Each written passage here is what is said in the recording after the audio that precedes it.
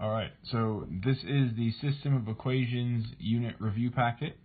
Today is test day, so this is a great chance just to go over kind of everything briefly before you take the test.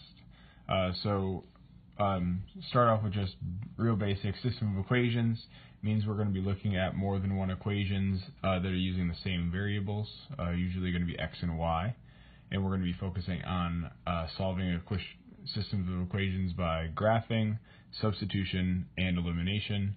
Then we're going to take a quick look at word problems, and that pretty much covers it. So these first ones, we have two that we're going to solve by graphing. And when we're solving by graphing, this means we're going to be looking for an intersection point. So the best way to go about this is to just graph both of the equations, look for where they intersect. So in this first one, we have y equals 3x plus 4. So our slope is 3, our y-intercept is 4, so we can plot that y-intercept. And then a slope of 3 means we're going to go up 3 and right 1. Now you can see here we can't really go up 3 and right 1 because that'll take us off our graph. So it's going to go some direction that way, but we can go backwards. So if we're going up 3 and right 1, we can work backwards and go down 3 and left 1. And then keep doing that to draw this first line. So this is the equation y equals 3x plus 4. Now we have to graph the second one. So we have y equals negative 4x minus 3. We're going to do the same thing, plot the y-intercept. Make sure you're careful. This is a intercept of negative 3, so plot that. And then the slope is negative 4, telling us we're going to go down 4 and right 1. But we have the same problem here. We can't go down 4 and right 1. That would take us off our graph, but it's going to be going some direction this way. But just like here, we can work backwards. So if we were going down 4 and right 1, we would need to go up 4 and left 1, up 4 and left 1 to work backwards. So we can connect all the points. And so this is our equation y equals negative 4x minus 3. Now we're looking for the solution, and that's the intersection point that we see right here. So we can determine that the solution is negative 1, 1. So when you're solving systems by graphing, the best thing to do is just plot the y-intercept, use the slope to graph the rest of your line. And when you have both lines graphed, identify the intersection point. A big piece here to recognize is that these have different slopes. This is a slope of 3, this is a slope of negative 4, meaning that they're going to have one solution. Whenever two equations have a different slope, it's going to have one solution. Now you can check your answer here for the second one. So this is both systems already graphed. We did the same process here, but we can see that these equations have the same slope. Both of them have a slope of negative 3 over 2, but they have different y-intercepts. The first one has a y-intercept of negative 1. The second one has a y-intercept of positive 1. And because they have the same slope, but a different y-intercept, that means they're going to have no solution. They're going to have no solution, meaning they're never going to intersect, and there's never going to be an xy pair that satisfy both equations. So this pretty much covers graphing. It's a pretty useful method because you can, kind of see what's going on. But we're a little limited with graphing because it only is helpful when we have integer solutions. So we can clearly see that the solution here is negative 1, 1. But if we ever get a solution that's not integers, it's not all that helpful. So that's a good segue into our next method, or our next strategy, substitution. So we're going to do both of these just to make sure that we kind of have all of substitution covered.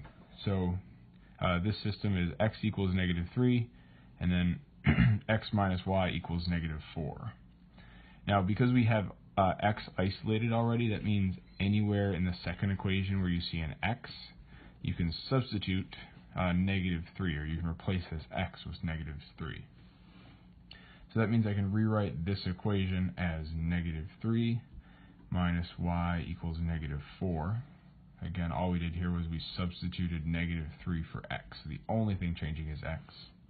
Now I can use my inverse operations to solve for y. So I'll add 3 to both sides. So we're left with negative y equals negative 1. Now we're almost done, but be careful, the coefficient here in front of the y is a negative 1. So I'm going to divide both sides by negative 1. We get y equals positive 1. Now a reminder, when we're solving a system of equations, we always want our final answer to be a coordinate point. Now we have the y value, but if we look back up at the equation, we already were given that x equals negative 3. So I can use both of these to write our coordinate as negative 3, 1. Now we can check our work taking the second equation, x minus y equals negative 4, and substitute our values into the equation. So we would get negative 3 minus 1 equals negative 4. We get negative 4 equals negative 4. So now we've done a pretty basic level substitution problem. We're going to do one more. This one's a little bit more challenging because we have y isolated, but it's equal to negative 3x minus 6, rather than in this first problem where we had x equal to the number negative 3. But we're going to still apply the same concept.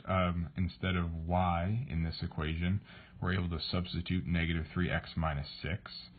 So we can rewrite this top equation as negative 5x plus 2 times negative 3x minus 6 equals 32. Now, before we can solve, we're just going to clean this up a little bit using the distributive property. So we can distribute this positive 2 inside the parentheses and rewrite this whole equation as negative 5x minus 6x minus 12 equals 32. Now we can combine like terms. Negative 11x minus 12 equals 32. Now we have a two-step equation. We can add 12 to both sides.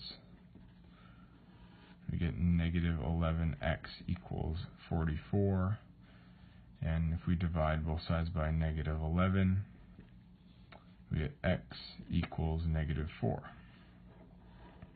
So now we have the value for x, and we're going to take one of these top equations to try and solve for y. Now, because the second equation, y is already isolated, that one's going to be a little bit more efficient, but either equation would work. So if we rewrite this bottom equation, y equals negative 3x minus 6, but we already have the value of x, so I can substitute that in here to rewrite this as y equals negative 3 times negative 4 minus 6. So we would get y equals 12 minus 6, giving us y equals 6. So now we have x and we have y. We can rewrite this, or we can write our final answer as a coordinate point, negative 4, 6.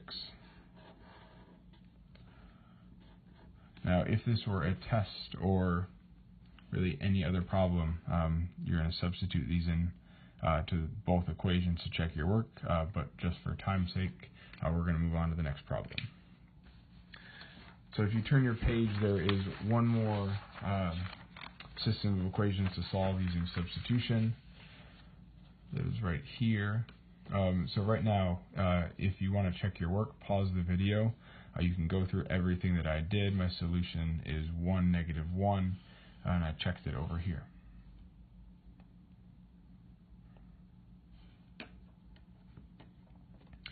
Alright, so we're going to move on from substitution to elimination. So we've done graphing, we've done substitution, and now we're going to do two problems using elimination. So this top equation, we want to solve the system of equations using elimination. That means we're going to add or subtract the whole equations together to try and get rid of one of the variables. So if we look at this equation, x minus y equals 11 and 2x plus y equals 19. I want us to think about if we added or subtracted these equations together, which variable could we get rid of? So really we want to be looking at the coefficients. And you'll notice that this y has a coefficient of -1, and this y has a coefficient of +1. So we have a -1, we have a +1. We want them to equal 0, meaning that our operation is going to need to be addition. So we're going to add these two equations together, and we're just going to add down each column. So this is really important, though, that all of the same variables are lined up. So we have the x's in this first column, we have the y's in the second column, and then on the other side of the equal sign, we just have our constants. So in this first column, we have x plus 2x giving us 3x. This middle column, this is what we're eliminating, so this gives us 0. So I'm just going to leave that blank because plus 0 doesn't change anything. And then on the right side of the equal signs, 11 plus 19 gives us +30. Now the reason this is so efficient is because now we have a one-step equation. We can divide both sides of the equation by 3 to solve for x, giving us x equals +10. So now we already have one of the variables, and we can use what we know about substitution to find the other. So it doesn't matter which equation we use. I'm going to take this bottom one, 2x plus y equals 19. I'm going to substitute 10 in for x. So we get 2 times 10 plus y equals 19. Now we can just evaluate 20 plus y equals 19, and then subtract 20 from both sides, giving us y equals -1. Now again, we always want our final answer to be written as a coordinate point. So we can take both of these and write our coordinate as 10, -1.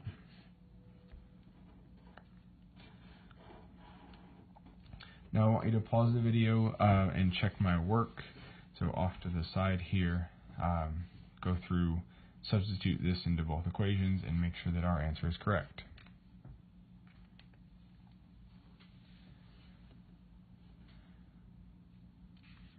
Alright, so if you checked your work, it should look something like this. We substituted 10 for x and -1 for y, so it does work. Our solution, again, is 10, -1. And then there's one more elimination problem. This one was used subtraction. So when we subtracted, we were able to eliminate the y's. Again, feel free to pause the video right here, go through the steps, how I solved for x, substituted back in to solve for y, rewrote the final answer here, and then checked our work off to the side.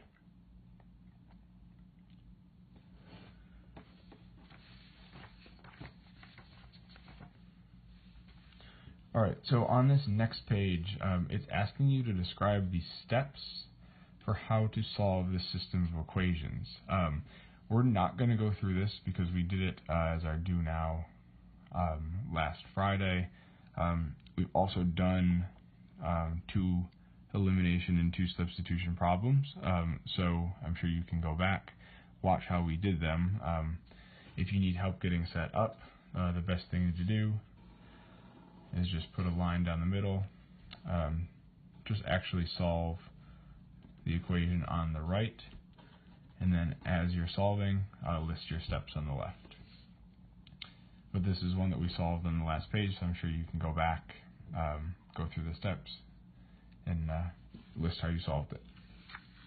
So the last thing we're going to do is on the very back page, go through a one-word problem. The biggest piece here is making sure that we're defining our variables and writing the correct equation, because if we don't do that, then it doesn't really matter what you do from there. Your answer is not going to be correct. So if we look at this word problem, we have Casey wants to buy a gym membership. We have one gym has a $150 joining fee and costs $35 per month. Another gym has no joining fee but costs $60 per month. In how many months will both gym memberships cost the same? So we want to know where they are equal. Now, first we're going to define our variables. So I see that we have, we're measuring money here, and it looks like it's increasing every month.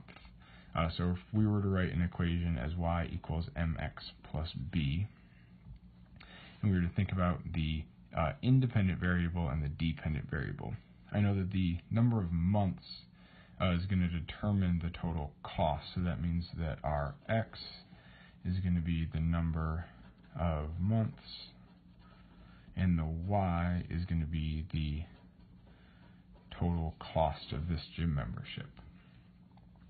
Now, in the first gym that has a $150 joining fee, and this is just a one-time fee or a starting cost. So this is going to be our b value. So b equals 150. And then this $35 per month. The per month tells us that our slope or our m value is going to be 35. So we can take our m and b values and write the equation for gym 1 as y equals 35x plus 150. And now gym 2 has no joining fee, so that means the y-intercept is going to equal 0.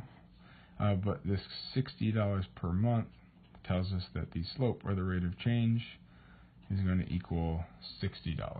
So we can write that equation as y equals 60x plus 0, or y equals 60x. Now we want to know where they are equal. We want to know where these graphs would intersect if we were to graph them. Just because we don't have a coordinate plane, and also because we're using some pretty large numbers here, we're going to use substitution.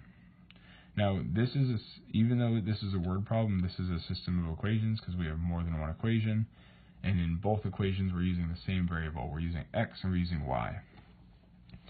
So we have y is equal to 60, so I'm going to take this, or excuse me, 60x. I'm going to take 60x, I'm going to substitute in for y into the first equation. So this first equation can be rewritten as 60x equals 35x plus 150. Now we can solve for x by subtracting 35x from both sides, giving us 25x equals 150. Now if we were to divide both sides by 25, we get x equals 6.